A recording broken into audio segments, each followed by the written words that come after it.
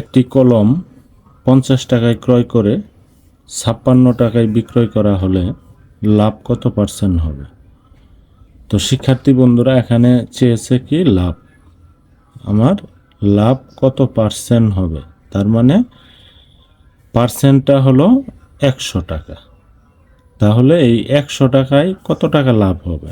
এখানে 50 টাকা দিয়ে কিনে 56 টাকা বিক্রি করছে, তাহলে এই ক্রয় মূল্য অপেক্ষা যখন বিক্রয় মূল্য বেশি হবে তখন কি হয়? লাভ হয়।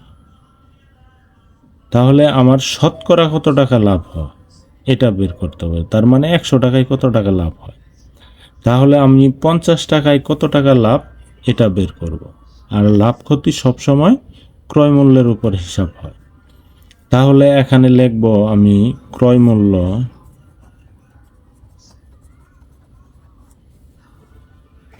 টাকা, বিক্রয় মূল্য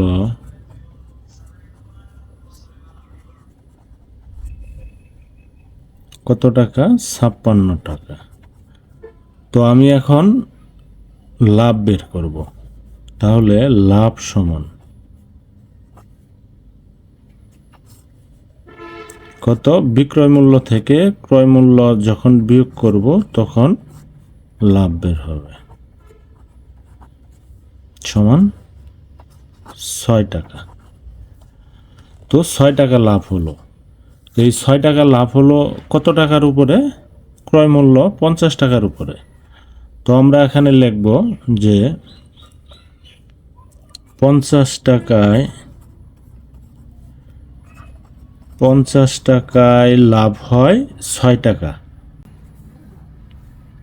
অতএব 1 টাকায় লাভ হয় 6/50 টাকা। অতএব শতকরা যেহেতু চাইছে তাহলে 100 টাকা, শতকরা মানে 100 টাকা, শতকরা প্রতীক মানে 100 টাকা, তাহলে 100 টাকায় লাভ হয়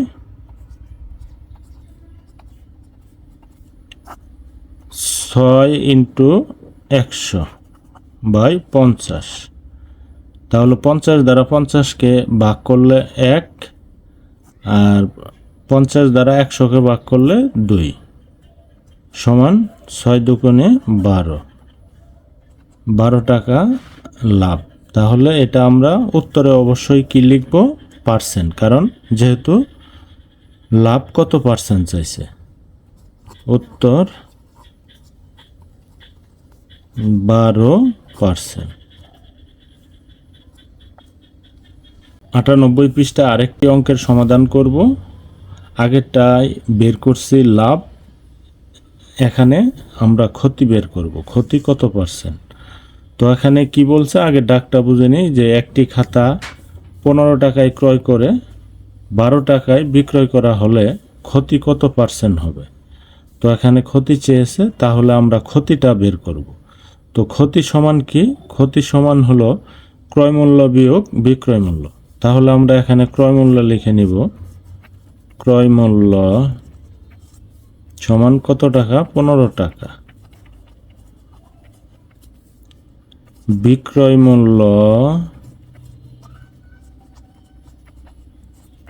সমান 12 টাকা। তারপর আমরা কি বের করব? ক্ষতি। ক্ষতি যেহেতু চাইছে তাহলে ক্ষতি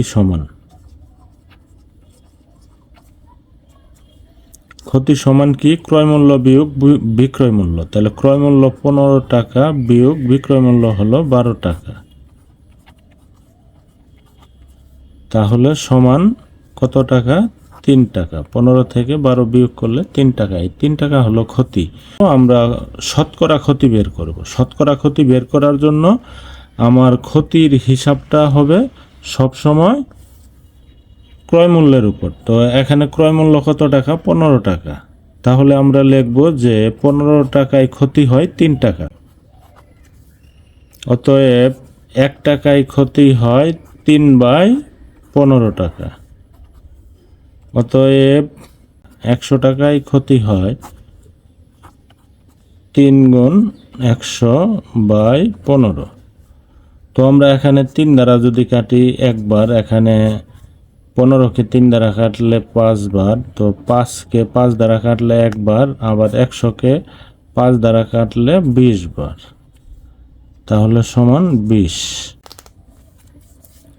উত্তর 20%। 98 পৃষ্ঠা আমরা আরেকটি অঙ্কের সমাধান করব। একজন বিক্রেতা কারখানা থেকে একটি মেশিন ক্রয় করে 15% লাভে মেশিনটি 55,200 টাকায় বিক্রয় করলেন। মেশিনটির ক্রয় মূল্য কত? তো এখানে আমার কি চাইছে? ক্রয় মূল্য চাইছে। আমি এর আগেও বলেছি যে যদি শতকরা অঙ্কের মধ্যে কি থাকে, পার্সেন্ট উল্লেখ থাকে, তাহলে ওই পার্সেন্ট থেকেই আমাকে অঙ্কটা শুরু করতে হবে। তো এটা হলো মেশিনটির বিক্রয় মূল্য, আমার চাইছে কি ক্রয় মূল্য, তো ক্রয় মূল্য বের করতে হবে। তাহলে আমি পার্সেন্ট থেকে অঙ্ক শুরু করব। এখন এই পার্সেন্ট থেকে এই পার্সেন্টের মধ্যে 15%-এর মধ্যে 15 টাকা লাভ করছে। কত টাকায়? এই পার্সেন্ট মানে হলো 100, এই 100 টাকায় 100 টাকায় লাভ করছে 15 টাকা। তাহলে এই 100 টাকা হলো ক্রয় মূল্য, আর এখানে 15 টাকা হলো লাভ। তো 15% লাভে বিক্রয় মূল্য আমরা বের করব। 15% লাভে বিক্রয় মূল্য হবে 115 টাকা। তো আমরা লিখব যে 15% লাভে বিক্রয় মূল্য 115 টাকা। এখন আমরা কি করব? যেহেতু ক্রয় মূল্য চাইছে, তাহলে আমরা ক্রয় মূল্যটা অঙ্কের শেষে রাখব আর বিক্রয় মূল্যটা অঙ্কের শুরুতে রাখব। তাহলে এখানে ক্রয় মূল্য 100 টাকা হলো ক্রয় মূল্য, আর 115 টাকা হলো বিক্রয় মূল্য। তাহলে বিক্রয় মূল্য আমি অঙ্কের শুরুতে রাখব। এখন লিখব যে বিক্রয় মূল্য 115 টাকা হলে ক্রয় মূল্য 100 টাকা। অতএব বিক্রয় মূল্য 1 টাকা হলে ক্রয় মূল্য 100/115 টাকা। অতএব বিক্রয় মূল্য 55,200 টাকা হলে ক্রয় মূল্য তাহলে কত হবে? 100 × 55,200/115 টাকা। তো এখন এই 115 55,200-র মধ্যে যায় 480 বার, তো সমান। এখন আমরা এই 480 আর 100 গুণ করব, তাহলে কত হবে?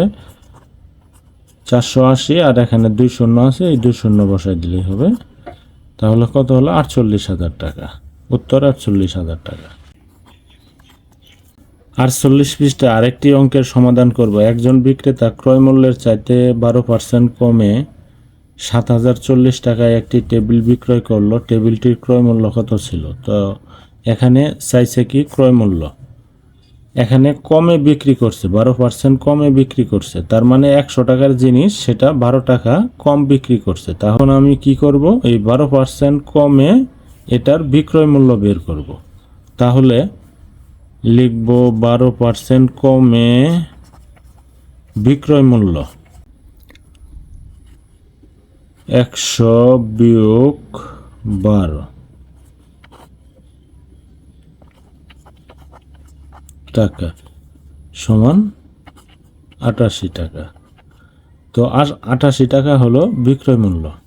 এখন আমার চাইছে কি ক্রয় মূল্য। তাহলে 88 টাকা যদি বিক্রয় মূল্য হয়, তাহলে এই 100 টাকা হলো ক্রয় মূল্য।